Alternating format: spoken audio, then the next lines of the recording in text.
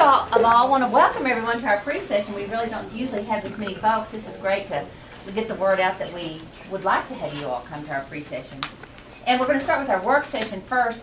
I know some of you are here for the golf, and that probably won't be till like 2 o'clock. Are y'all okay with that? You bet.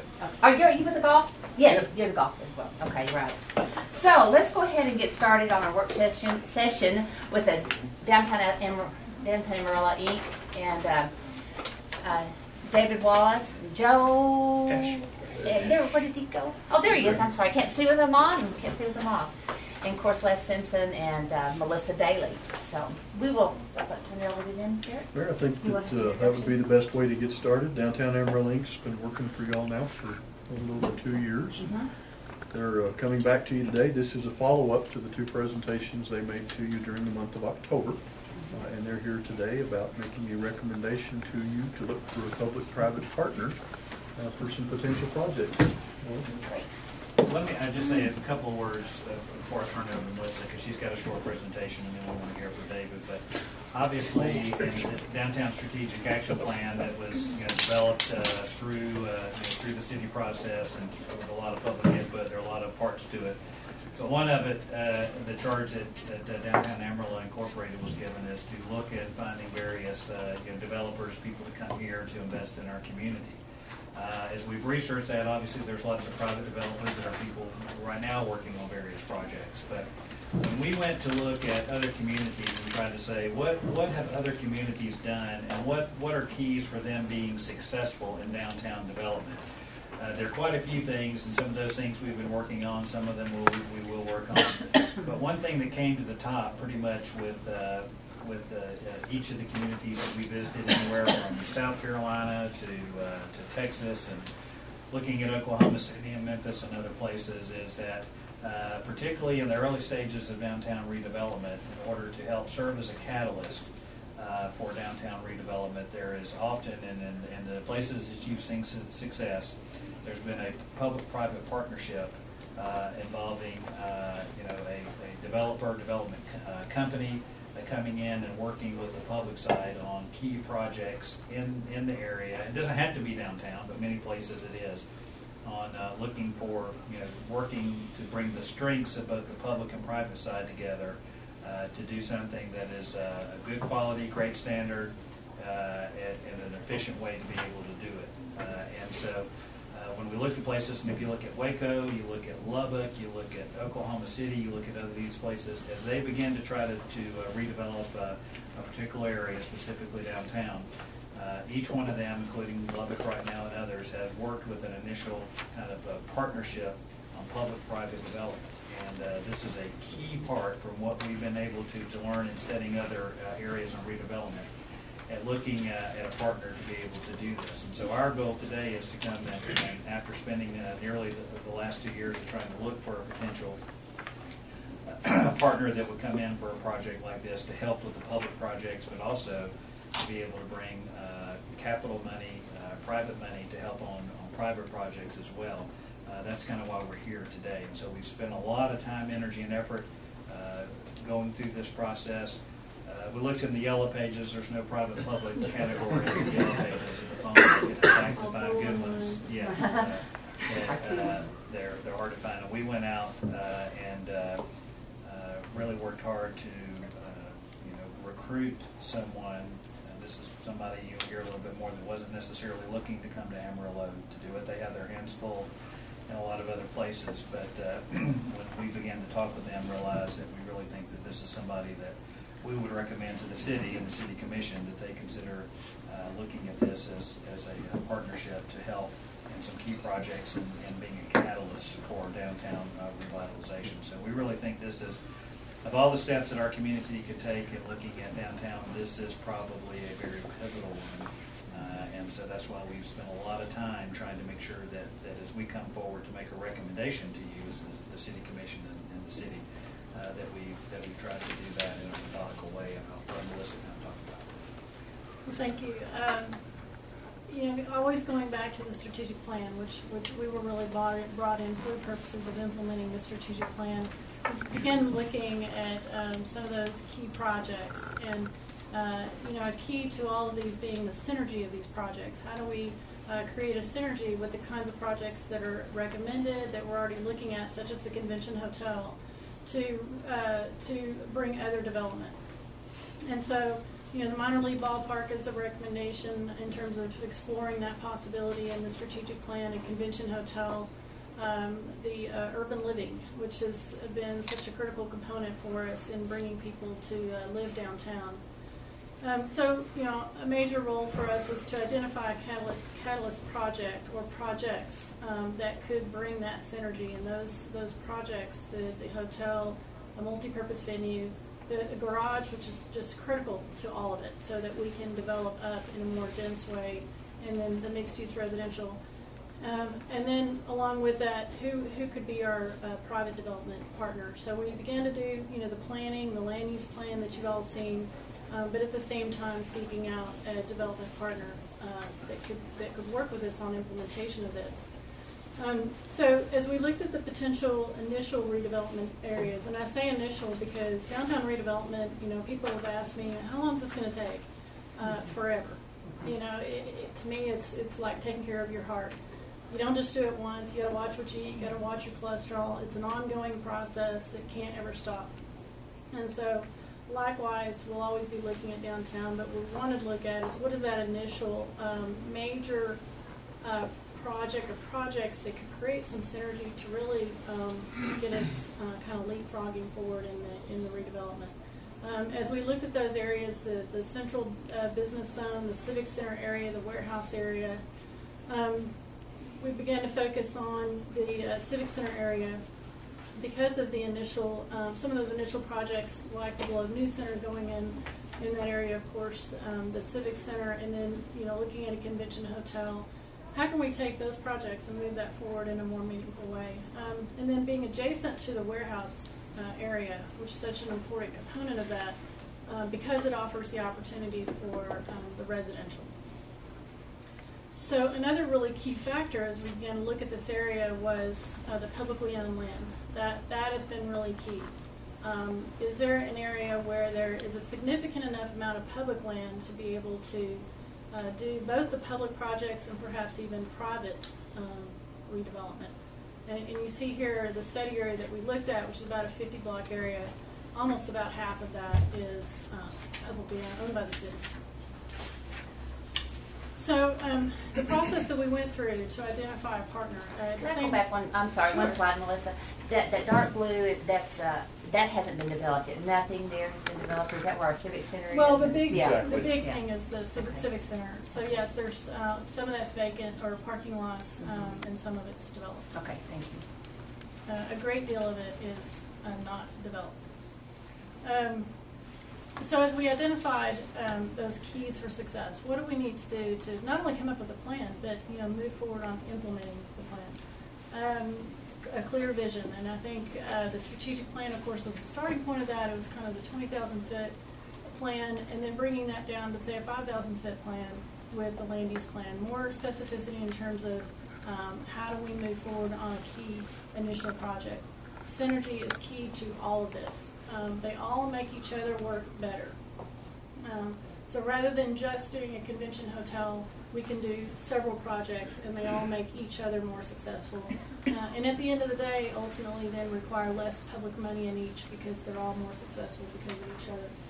And flexibility, and you've seen several of the proposed land use plans. Flexibility is key in all this. Change is inevitable, and as we begin to look at possibilities, things are going to change. So as we move forward in this process, we definitely need to be flexible. The feasibility assessments, many of which, if not most of which, have actually already been done. The hotel study, which was underway when I got here, the multi-purpose venue, on Monday we'll have a public meeting to present the findings of that, the feasibility study on that.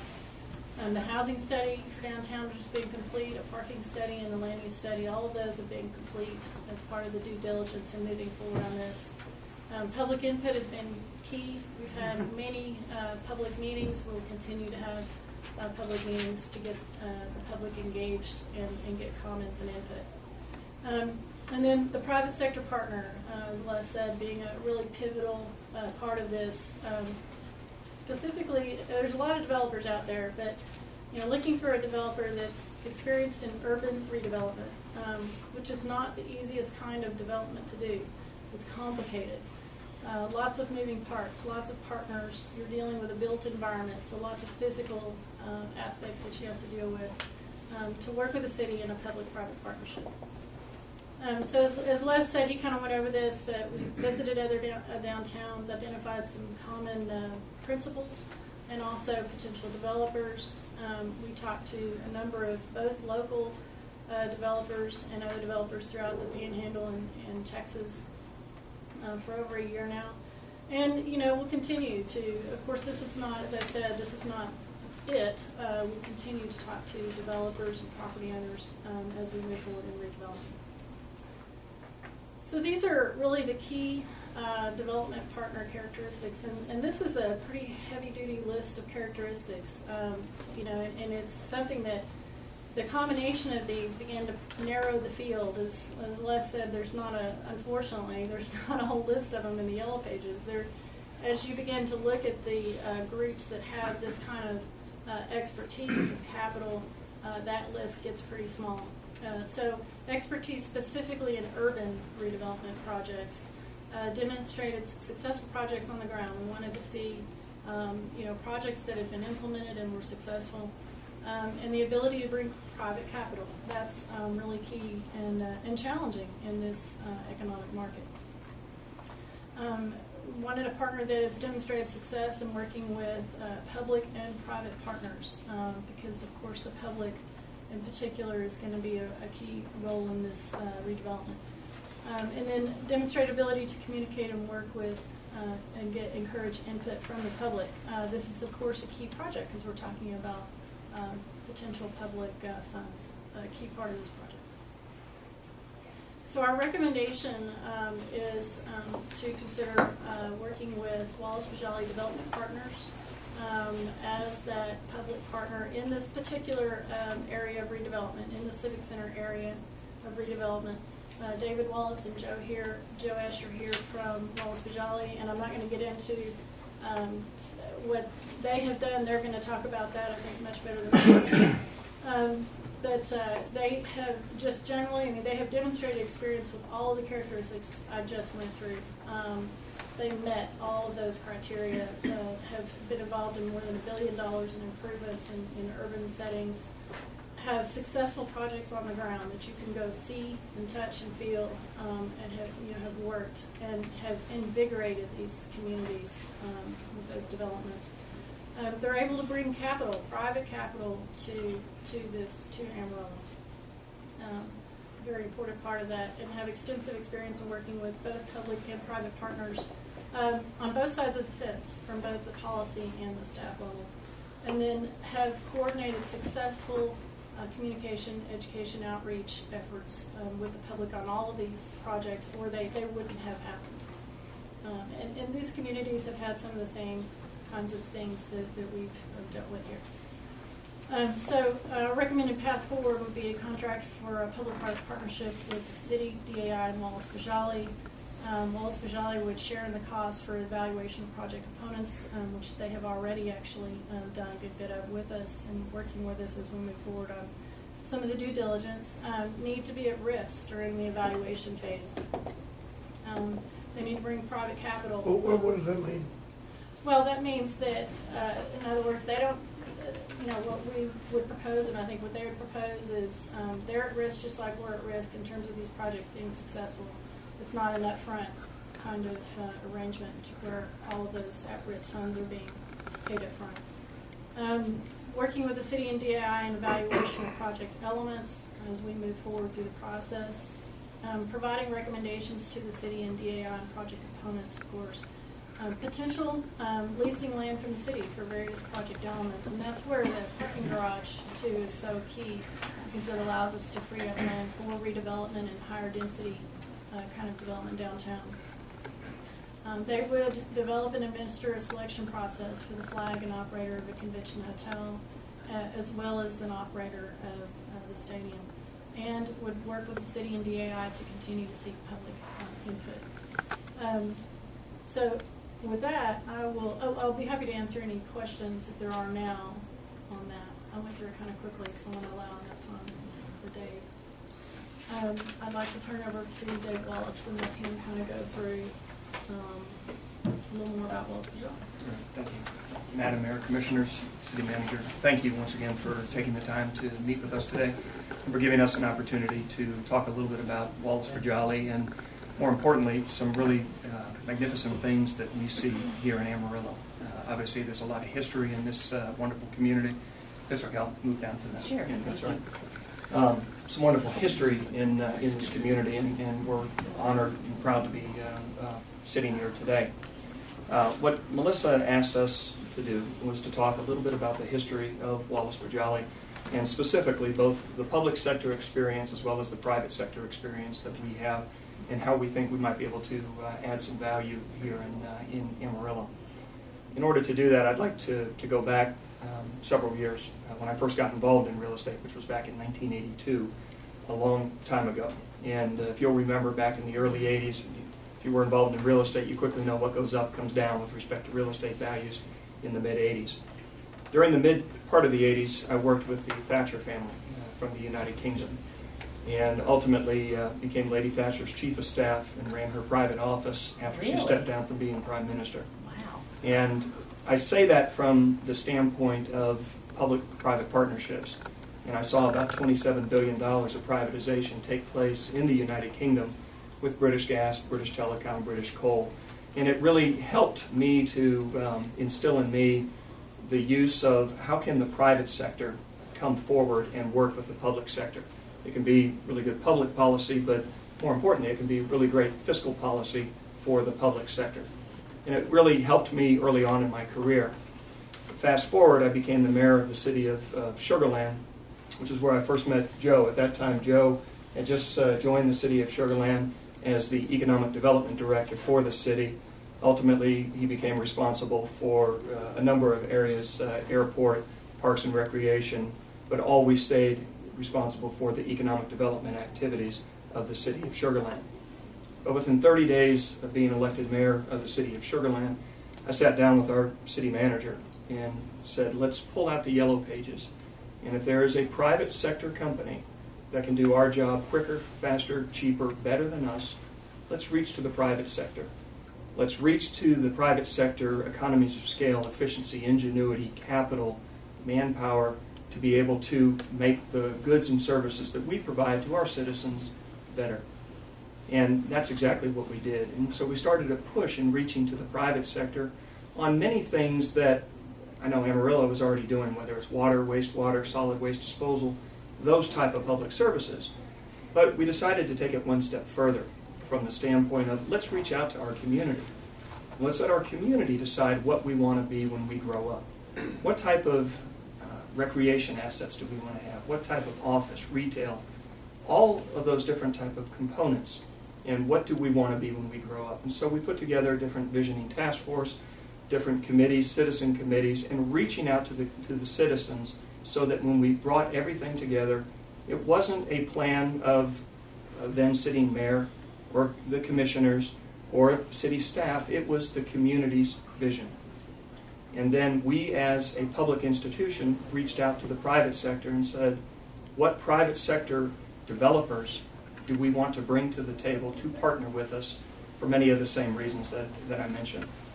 I say that from the standpoint that when you focus on those things that matter for the community, as I know Amarillo has done time and time again, when you don't have to worry about the Clean Water Act, you don't have to worry about the clarity of water, color of water, the smell of water, because you've got a private sector that's responsible for that, your taxes can come down, and you can really focus on those quality of life things that matter.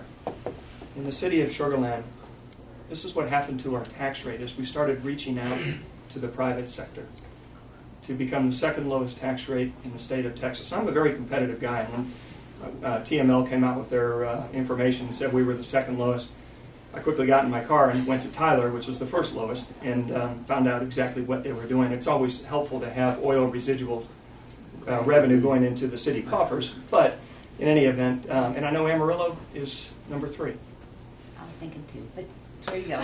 There you go. What do I know? But Yeah, when you see. can focus on economic That's development, what we've been told. I know. when all of those other private sector type of activities take place, when you partner with the private sector to bring business, when you partner to bring office, commercial, retail, this is what happens to the assessed value. This is what happens to the sales tax collection as you continue to move forward. And from an economic development standpoint, as I mentioned, it became a huge impetus of our community that we want to grow our community. And anytime you can bring a community of 100 jobs, 1,000 jobs, whatever the case may be, to your community, it doesn't matter whether it's Amarillo, it doesn't matter whether it's Sugar Land, Waco, Tyler, it does not matter. It continues to help the overall community. And those are the type of things that took place. As I mentioned, you don't do things for awards, but when you can focus on what really matters for the community, you can then become the 5th safest city. You have all of these quality of life type of things that affect your community. When you establish the quality of life, then many of the companies, as you're out there recruiting them to come into your community, obviously, there's more than just an incentive. There's more than just education. There's a lot of other quality of life issues that will affect them. Where we sit today, I truly feel that today is the perfect storm. And what I mean by that is the economy has been a little tricky. You can fill in whatever adjective you want. Tricky is one I'll use today. But the economy has been a little difficult. And every single public institution that's out there has a decline in whether it's their ad valorem taxes, hotel motel taxes, sales taxes, the different revenue streams that the communities have. And so it's creating pressure on the public sector. The private sector is no different. It's very difficult. I'm not sure if you've gone out trying to get a loan for a real estate project lately, but it is very difficult these days. And so you have a dilemma where there is a gap between what the private sector can do and what the public sector can do. And one of the areas of focus that our company has is how can we take the public sector experience that we have, sitting on your side of the dais, sitting on your side from a staff level, from a policy perspective, what are the things that we can do to help our community that truly matter? And then also focusing on it from the private sector. And how can we bring our capital, both equity, debt, sub-debt, other type of classes of capital, to the table to help work in an overall development? And that's exactly where the public-private partnership comes from, where you've got different institutions, different entities that are coming together and, in effect, doing projects that the public sector cannot do by themselves, nor can the private sector. But by joining forces and combining, you accomplish all of those different quality of life goals that we just talked about, and you make these projects a reality. Many of you, I'm sure, are familiar with the International Council of Shopping Centers. ICSC is one of the largest trade associations in the United States. Once a year, what they will do is they will reach out to an individual to basically be a research scholar, and they will appoint them as a research scholar to do speeches, webinars, to write a book. Last year they appointed somebody as a research scholar to basically focus on sustainable development, green LEED certification development. This year they appointed me as the research scholar on economic development. And so I've already written the book, what you see there, Retail Development Through Public-Private Partnerships. This is not an infomercial. I'm not asking you to go to their website and buy today, for today and today only. But this is, okay, maybe this is an infomercial. But I would encourage you to look at the ICSC, because there are some great resources that are there. But what we focused on is it doesn't matter whether it's a retail development, it doesn't matter whether it's a mixed-use development, the policies, the philosophy of public-private partnership can work in so many different areas. And there are different areas of public space. Many times people think of a mixed-use development of, well, that's where City Hall is, so we can build around it. There's a lot of other public uses. And in many of the developments that we're involved with, it might be a chamber of commerce, it might be a conference facility, a community gathering place. A situation where you've got the public sector that was going to be working on a capital project, that was going to be spending money on infrastructure. To the extent the private sector can come along and basically you can get economies of scale and basically share many of those costs. That's in effect what we've done in a number of our projects. As you can see on the left, the Waco Chamber of Commerce in downtown Waco. That's right at the heart of one of our mixed-use developments. On the right, the Sugar Land Hotel and Convention Center. That, again, is at the heart of what we created in Sugar Land. At the same time, a public-private partnership isn't just partnering with a city. There's a whole host of different types of revenue streams that can be created. Other type of investment vehicles, whether it's a local government corporation, public improvement district, downtown merchant association, a number of organizations that can be created to help create a revenue stream to fund it. At the same time, a lot of times people, when they focus on public-private partnerships, they're looking within their own balance sheet, within their own revenues. There's a lot of buckets of capital that are out there on a federal level, on a state level. As you can see here, just the Texas Enterprise Fund and the Emerging Technology Fund. As many of you know, I used to be the chairman-elect of the Texas One Economic Development Corporation.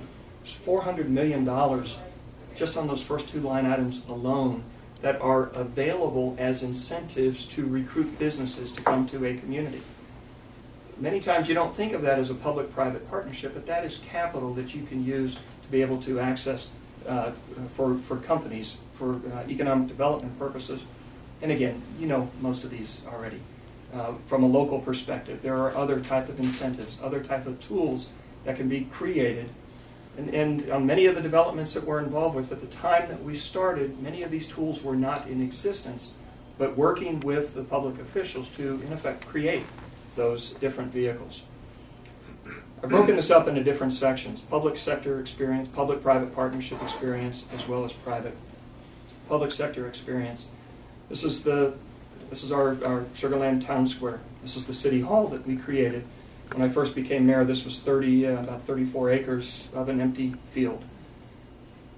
The unique thing about this was, for 160 years of growing sugar, processing sugar in Sugar Land, the icon was the refinery of Imperial Sugar. Now when people think of Sugar Land, they think of this. They think of Sugar Land Town Square. And so it's totally transformed things from an iconic structure perspective as to what Sugar Land was.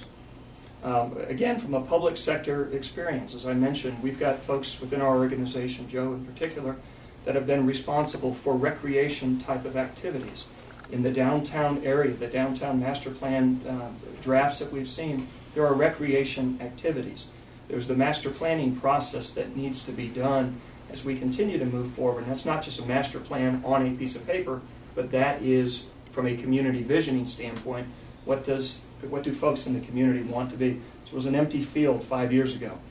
Partnering with institutions to cut the ribbon on this facility when they first opened, University of Houston in Sugar Land. From a workforce development perspective, we sought them out to come to Sugar Land and to partner with this institution. And the day we opened this facility, 2,000 students from an enrollment perspective. To partner with other private, quasi-private, nonprofit organizations to create the Houston Museum of Natural Science in Sugar Land, a satellite facility. To partner with the private operators from an airport perspective, for the city of Sugar Land to be listed as the #1 fixed base operation in all of Americas this last year. Those are exciting things to be able to partner. #1 FBO, other things that have taken place that all started with reaching out to the community. Again, what we want it to be as we move forward. The redevelopment of Imperial Sugar, again, public sector experience that we have, Lake Point development as well. Again, all of these are public-private partnerships that we were very instrumental in its creation. Many, in this case, as the public sector. As I mentioned, Sugar Land Town Square, it totally transformed what people think of now when they think of the city of Sugar Land. Over $200 million of investment, over $50 million of that coming from the public sector. That was an incentive that this transaction would not have happened. This development would not have happened if it weren't for the public sector coming in. And this is what we've created in Sugar Land. As I mentioned, 5-6 years ago, this was an empty field. We could categorize what that revenue stream was going to be for hotel motel taxes, ad valorem, sales tax. But the one thing that we really could not get our arms around was the community impact.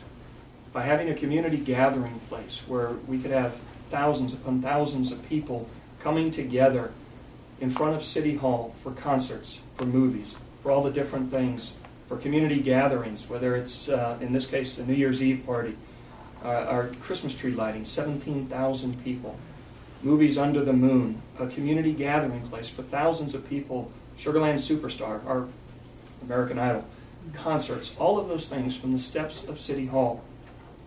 Those were things that really surprised us from a community gathering and lessons that we've learned. I'm not sure if you guys have ever heard of the band Sugarland. I had never heard of Sugarland, and a friend of mine at the U.S. Conference of Mayors called me and said that hey, on the weekends I'm a DJ in a country western station. There's a band you need to know about. And I said, what are they called? And they said, Sugarland. I said, sure, we do need to know about them. We've had them twice on the steps of City Hall. This is where they released their second CD from the steps of City Hall, doing a simulcast where we literally had 7,000 people and with the radio airwaves broadcast live from Sugarland. Those are the types of things that really affect your community and pride in your community. The headquarters of Minute Maid. Minute Maid would not have come to Sugarland. In fact, they were criticized by Coca-Cola. Minute Maid is the largest subsidiary of Coca-Cola. They were criticized, saying, your space there, Sugarland Town Square, it's awfully nice. We sure would love to have you just come back to Atlanta. But what the headquarters of Minute Maid, the decision makers, basically made the decision that that's the quality of life we want for our employees. And to bring over 400 employees with an average salary of $95,000, that definitely affects a local economy. Other office, all of these things were public-private partnerships. And I'm going at length here to show you many of these pictures because when you put these together, it truly is a partnership. When we have sat on both the public and the private sector side, again, the same side of the dais as I mentioned that you were on, and it really added nice, significant value to our community. From a private sector perspective, at this point in time, we've got over 20 different projects that we own, that we've developed, a few $100 million of assets, single-family lot developments that we've created, office buildings, commercial, public-private partnerships that we've done, in this case a partnership with the city of Pearland for their first Class A office building in Pearland. By the way, it's always nice when you have a rendering and the actual building actually looks like it, which is always a good thing. Senior transitional living, gated community, patio home, low maintenance, moving into independent facility, moving into assisted living, moving into memory care, all within the same type of community. These are the type of projects that we're involved with. Again, from the public-private, obviously, Texas Municipal League, just a couple of months ago, Frank Sturgill was talking just about the revenue streams and the lack thereof in every single community, how it's on decline at this point in time. The community visioning process is probably the most important process of any development. And that defines what the community wants. And that what we did in this situation, we knew that as leaders in our community, we were tired of our graduating seniors going off to college and not coming back. And what we wanted to do is we wanted to reach out to our community. We wanted to have, initially it started with a visioning task force of 25 individuals and then continued to grow from there. From an entertainment perspective, what type of entertainment assets do we want? We decided we want a minor league baseball. We decided we want a performance hall. We want festival sites. We want another hotel. This is all adjacent to the University of Houston Sugarland. Children's Museum. And these were the things that we set in motion by reaching out to the private sector. But it started with the community visioning. We knew that we wanted a mall. When I first moved to the city of Sugarland back in 1993, I remember seeing a sign that said mall coming this fall. And I remember talking to neighbors saying, this is exciting, we're going to get a mall here in Sugarland. And everyone said, yeah, that sign's been there for 7 years. They knew it was coming in the fall, they just didn't know which fall it was actually going to be there. Until the city of Sugarland said, we want a mall. We want this trade, we want this commerce, we want all of this retail to come to our community. So the city of Sugarland said, we'll contribute $15 million in underground infrastructure in an incentive to get the mall there. The very first year of operations, net new incremental sales tax directly from the mall was between $5 and $6 million. and that has continued to grow. I don't know, you don't need a calculator. That's a good internal rate of return on your investment. And we have a policy in place within our city where we basically state for every dollar that we're going to invest, here's the type of direct economic return on investment on an internal rate of return basis that we're going to have. If it doesn't meet that criteria, we don't move forward. We were then concerned about being leapfrogged by another mall being developed in the future, and so we went back to General Growth Properties. Said we would like to create more of a connection between the mall and Sugar Land Town Square, just 4 years ago. And we would like it to be a lifestyle, pedestrian-friendly type of an environment. And in fact, here's what we're willing to commit by way of an incentive. And this was the initial rendering. What you see in the foreground, all of that was a parking lot up until this time. And you can see the rendering. It's always nice when reality actually looks like the rendering. And that was the connection between the mall and Sugar Land Town Square. In Waco, about 7 years ago, I went to give a speech on water and wastewater infrastructure. And as I've said to some of you, it's a real riveting topic. I realize that. Many times you flush the toilet, you don't know where it goes. You just don't want it coming back. But I was talking about water and wastewater infrastructure. I walked out of the conference center with the then current mayor of Waco. And then I asked, what happened here? As I was looking around, why are all the buildings boarded up? Why is downtown as desolate as it is? And she proceeded to tell me that in 1953, a tornado went through downtown Waco, killed a couple hundred people, demolished much of the downtown, and many of the owners never rebuilt. That's what spurred a lot of the urban sprawl. A lot of the development took place in the suburbs. She said, you're a mayor of a fast-growing city. What would you do if you were me? And I said, give me 30 days and I'll come back with my recommendations. And I did. I came back with a plan as to here's how, from a private sector perspective, here's what we would be willing to invest in downtown Waco, and here's the partnership that we would like to create. And this was one of the renderings that we created. And as we continued to move forward, it was a tremendous experience. And it was interesting because it was in a point in time where, in talking with many of the folks in Waco, many of the people that we would talk with about investing in downtown Waco, population was less than 100 people in downtown Waco, that we were willing to invest in downtown Waco at a point where Baylor students, incoming freshmen, were told, thou shalt not go west of 35. You will get robbed. It was a very difficult place. People were saying, you're going to lose your shirt. Don't make that investment. And we decided to make that investment. That's what it looks like today. To be able to go from a rendering, and you can see the Chamber of Commerce on the left. Fountains weren't working. Street lights weren't working. It was a very difficult situation in downtown Waco. As you can see, I like this picture just so you can see the fountains actually really do work today as you look at this. Taking 1930 vintage warehouses, which is the thing I like the most about this area here in Amarillo. When you can see the warehouse district, that infrastructure that is there, the Amarillo hardware buildings, all of that infrastructure, to be able to come in, no different than this. This was, like I said, a 1930 vintage cotton warehouse. And now it's 100% leased. Ninfas, Grazianos, Diamondbacks.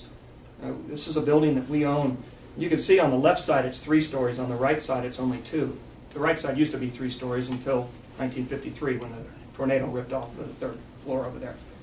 But to be able to reinvigorate a downtown area, to be able to say we're actually going to bring students downtown in an environment where everyone is saying thou shalt not go west of 35. We sat down with the chief of police. We said we want to do a beat accountability analysis, and we want to find out where your Part 1 and Part 2 crimes are actually happening. To have crimes against people, you actually have to have people there to commit the crime. And there was nobody in the downtown area. This was one of the safest parts of the area. There was a perception issue. And as we moved forward, said, all right, well, we're going to build student housing. And we did. And now between student housing, between the loft over retail, the things that we've created, we've taken by a factor of 10 the downtown population. I don't know about you, when I was in college, this is not what the dorms look like. Again, to go from a vision of loft residential over retail to reality. On this corner, I just signed the lease yesterday for Jimmy John's to move into that corner. There's a 9-month waiting list for the residential. And now with Jimmy John's, we're 100% leased on the retail, with restaurants and other type of activities. The first LEED certified chamber building in the United States is in downtown Waco. The transformation of, gosh, we really don't think we can do this, we don't deserve this in downtown Waco, to what it is today is quite a transformation.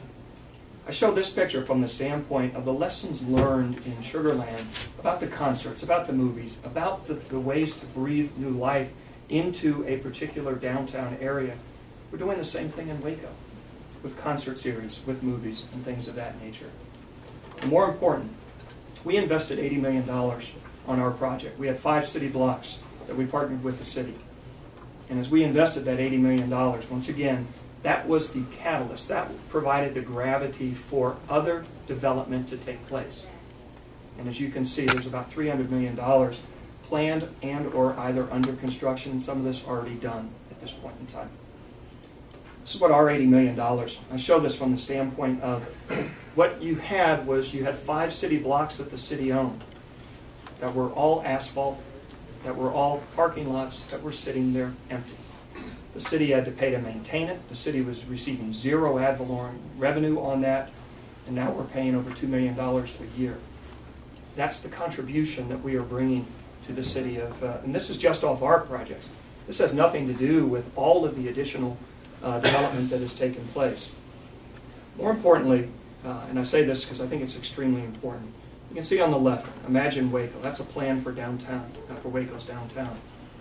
Remember I mentioned when we first started talking to folks in downtown Waco, there was a lot of pushback. And we can't believe that you're even thinking about coming down into this area. We had public hearings. We had a number of meetings, the largest of which was, I think we had over 600 folks there. Many times when you have over 600 people, you don't necessarily want to be there. It can be kind of an exciting experience. And in this situation, everybody was on the same side of the table. We created tax increment reinvestment zones, public improvement districts, downtown merchant associations, so we had everybody rowing in the same direction with the same common goal. The plan on the left was just adopted by their city council in the last 30 days. And this is a plan that we spent a great deal of time working with the citizens.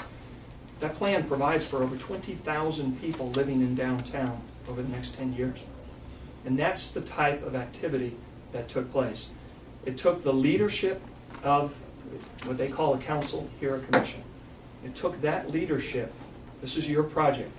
This is a project that basically starts right here, and it involves all of the input of so many different people within this community, so that you know that when you're making decisions, it's the community's vision. And that's exactly what has been adopted for Waco. As it relates to Amarillo, this is just one of, I know there's been several conceptual plans. This is just one that was put together.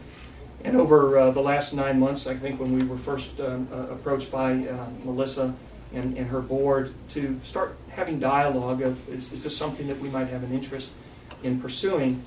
The thing that I really liked about this community, as I mentioned, was its leadership, its history, its culture. So many people coming together for how can we really do a lot of wonderful things within this community. There's so many things that have taken place. How can we continue to move forward? I think this is a wonderful first step as you move forward.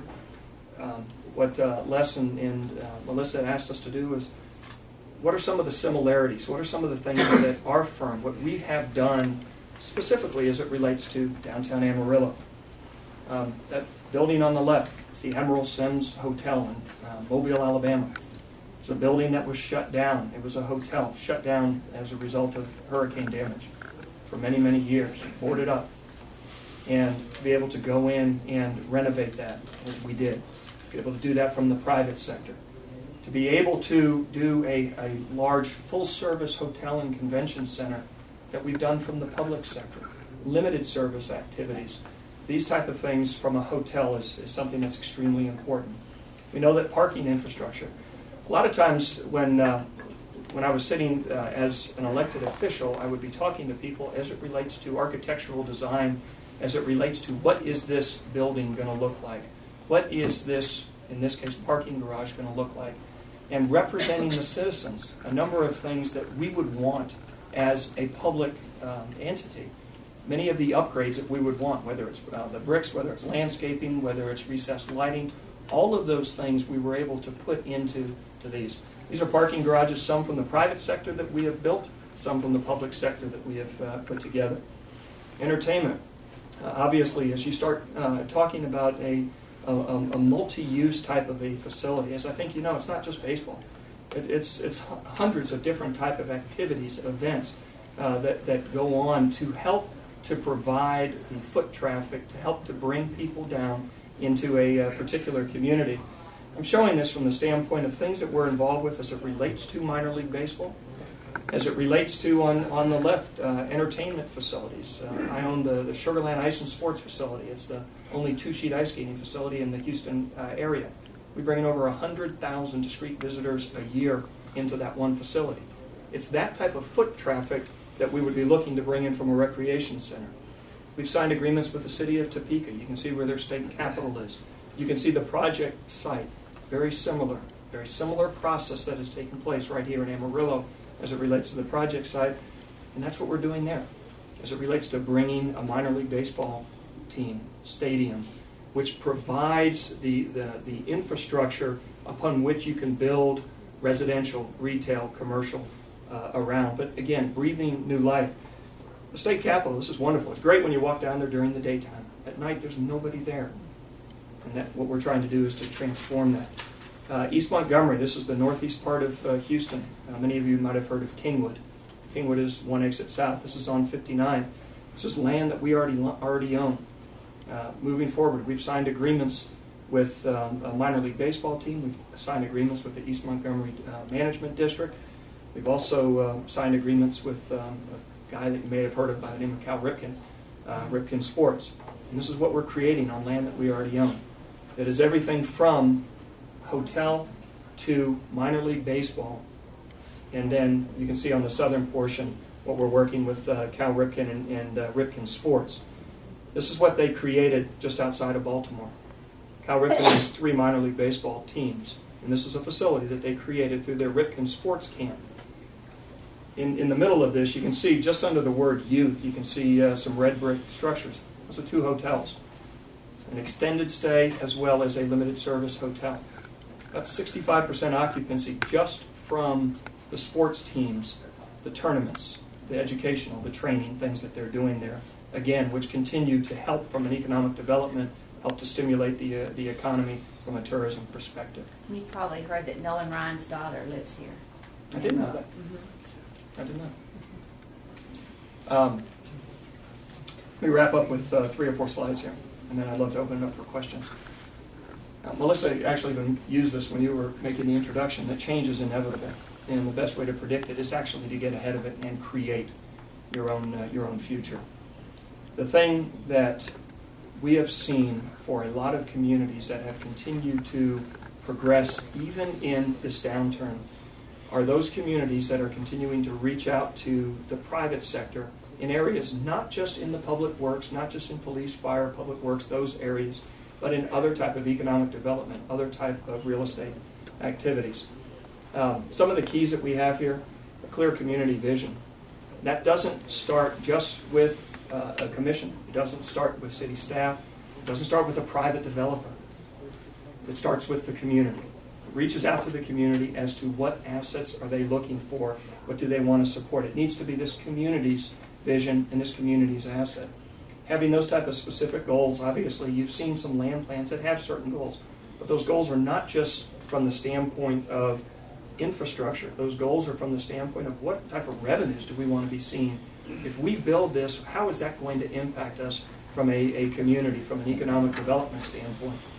The creation of synergies, as I mentioned, having a public-private partnership where you can share in those infrastructure costs, where you can create the economies of scale. Flexibility, I think, is critical. Problems are going to happen. And when you have a public-private partnership, you can think of any type of partnership that you have, whether it's in business, whether it's in marriage, issues come up. And the ability of having that flexibility so that you can sit down and take the time to sit around the table and talk professionally about how we're going to overcome those. And it does require flexibility. It needs to be a win-win situation for everybody. You don't just throw money at issues. You make sure that it's a good investment.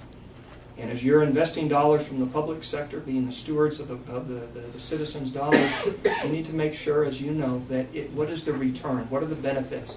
Whether those benefits are in revenue streams or other intangible benefits that are out there. The strong public input, I can't stress that enough. I probably have already said it 10 times, but that is something that is extremely important. And as we continue to move forward in connection with this, there would need to be a number of public hearings, a number of task force, a number of folks where everybody's voice is heard so that we can make sure that you get the input from the citizens as to what the citizens are looking for.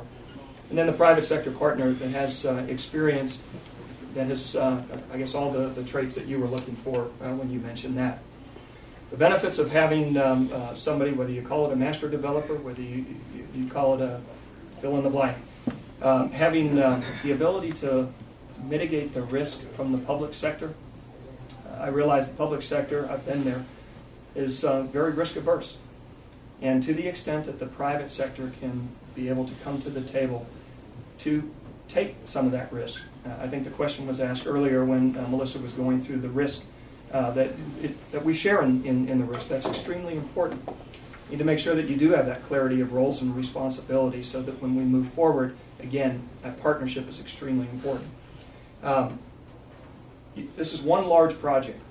I have seen situations where literally with two communities within 2 miles of one another on the street, where you've got one community where the public sector, every time there was a change in administration, there was a change in land use, change in philosophy of that development. It was to be a town square development.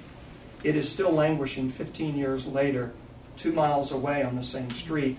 You had a public-private partnership where they spent the time working together. What is the community's vision? And now it has been a tremendous success. The third-party surety of completion. There have been situations, even in Waco, where we worked with local private developers, but those local private developers were to bring capital. And as a result of their cost overruns, it created difficulties in the downtown. We literally have invested in just Waco alone over $3 million of our own private sector capital to help solve cost overruns of other people's problems. Having the surety of a private sector that can come up with that type of capital is extremely important. The economies of scale from an architect engineering, these aren't all separate discrete projects. They're all part of an overall development. And to the extent that you can use local subcontractors, local contractors, local architects, engineers to be able to keep the capital in this community is extremely important. And then also just the material pricing, again, the economies of scale. The quality and consistency of development. As I mentioned, both the public and the private sector have a seat at the table. The public sector being a partner, the public sector are bringing significant resources to the community, to this partnership. Having a seat at the table where there are certain architectural standards that you might want as the public sector. This is not a private developer coming in and saying, here's what I want to create, and then leave. This is something that you come in as a partner. Coordination of the design and development, as I mentioned, on those other two communities, and then having an experienced team. I think this is the final slide from a guiding principles perspective. We know that there are certain goals and objectives that have already been articulated through a whole series of different processes along the way with Downtown Amarillo Inc., with the commissioners, with this community. We know what the community is looking for. We feel that we can bring that to the table as well. Each participates in the development and approval of the plan. Again, we are partners as we move forward. This is an evolutionary process where it's not just this is what we want and we're not going to do any more. It's the city obviously has a number of things that the community is looking for. As I mentioned, you have to receive a benefit for any type of resource you're putting in, as does the private sector. Each is making a large commitment from a resources perspective. I could see from the private sector several millions of dollars that would be going into this particular project. Each has input, approvals. There's several steps, several bites at the apple along the way. as you continue to move forward with this very transparent, very public process. And then, as I mentioned before, each have defined roles and responsibilities. With that, I would like to thank you for your time. And as I mentioned, over the last 9 months, we've met a lot of people in this community. We've learned a lot about this community, and it is one of the most vibrant communities that I've seen. We look forward to taking this to the next step, so we think there are some wonderful things that we could do together. And with that, I'd love to open it up for Thanks, questions. David. You know, I was writing down questions, but every time I'd write one down, the next sentence you would answer it, every time. And my last one on here was, do you think Amarillo can achieve this goal that we have for ourselves? Most definitely. Most definitely. That's one thing I've seen about this community. This is not just commissioners, not staff. This community has such a can-do attitude, and it's very resilient. And what I've seen in this community, when the public and the private can come together on its goals and objectives, as long as those are defined, clearly defined goals and objectives, this community can do it. Good. So good to hear. Well, I know this is the way the state is going, and as I travel, I was just in Fort Worth this week in the Woolworth building, that huge. Isn't that brilliant? Oh my gosh, it was just amazing. Right off of 7. But do y'all have any questions you would like to ask specifically to David? Great presentation. You covered everything. Thank you. Everything, and you did a great job. We really appreciate Well, Jared it. said I had 4 hours, and so I You did? I wish we did. I wish we did. We have some golf we've got to talk about. I understand. Thank you so much, and I know we'll be talking again. And thank you forward for to the it. recommendation. You guys, you really Thank did you. your homework. So thank you so much. Thank you. Thank you all. Thank you all. And you're welcome to stay. We have some golfers that want to come in here, I think. I heard them out there. I think I did. Is that Nick? They wait, are no, there. shoot, I might suggest we change that just a little bit Okay. based on time. Okay. I think we can cover your agenda reasonably quickly. Okay. So if you would, we might consider doing that, and that'll leave us the remainder of the time Sure. then to Sure. walk through the golf Okay. stuff.